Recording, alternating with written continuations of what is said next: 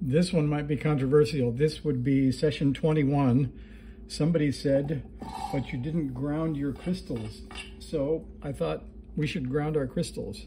So I have fashioned a piece of wire, and it requires that I tin the corner of each crystal. So I'm going to tin the corner of each crystal, and then I hope to put this wire on the corners.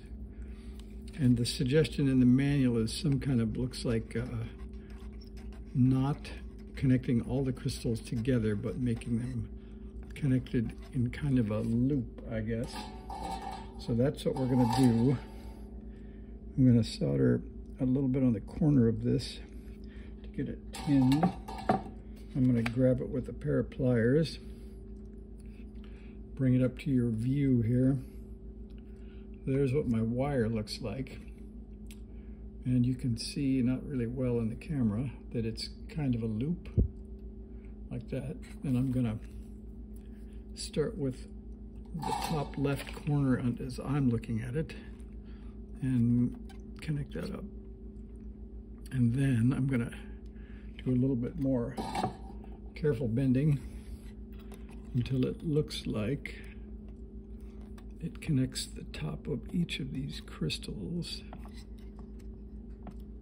I think I'm going to move it over a little bit.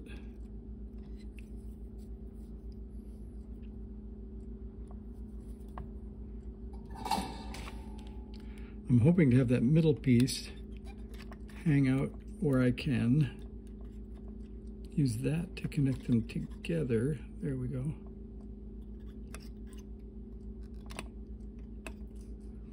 And then if I bend that right, I can make a hook and go straight down into the board. So that was the idea, like that. And then these two can get a little bit straighter. And then let's see if we can get that to lay down on there. Whoops, sorry for the earthquake.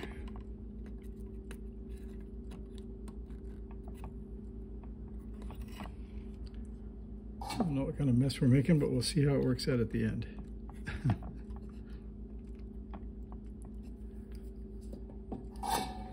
I guess that looks like it's not very symmetric, but that'll make it more controversial at the end.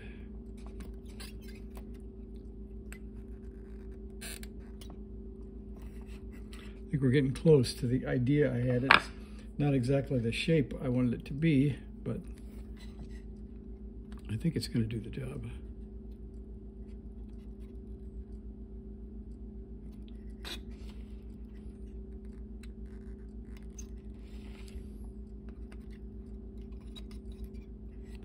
What do you think? Then I can take another old resistor wire, put a little hook on it,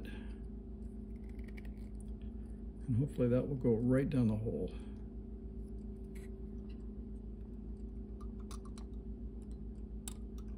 Well, not right down the hole, but down the hole.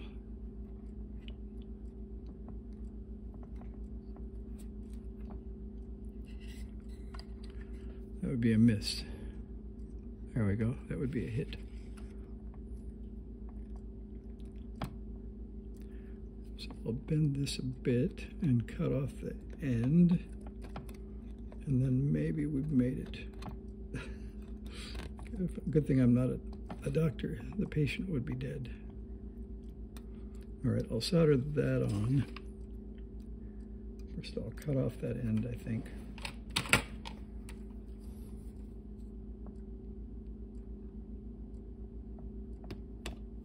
Like that. And then maybe I'll have to bend it just a bit if it touches crystal number bottom right, I guess, but we'll see here. And we've got to cut off the sky hook too. All right, does that get half credit? Maybe. All right, let's do that. I'll take this over here. Yeah, I don't know. Probably going to get some low marks from the commenters.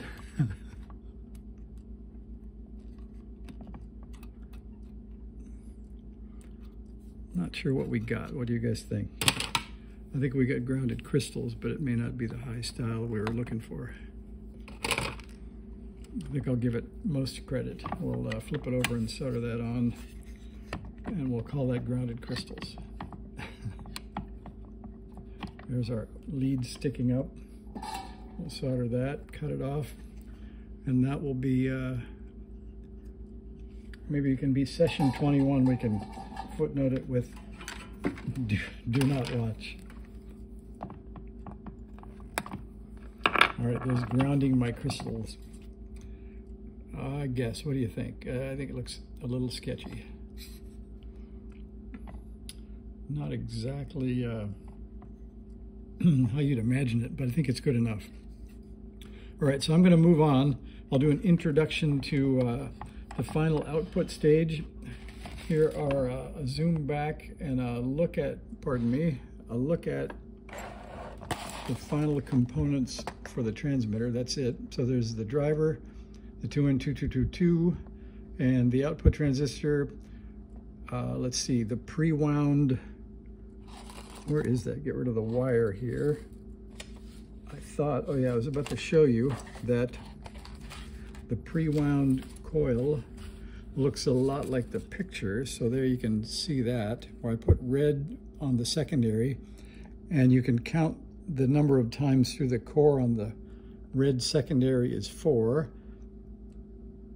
And there are 14 turns of the non-red, and they're coming out over the same sides of the transformer that shows in the book. So that will be T1.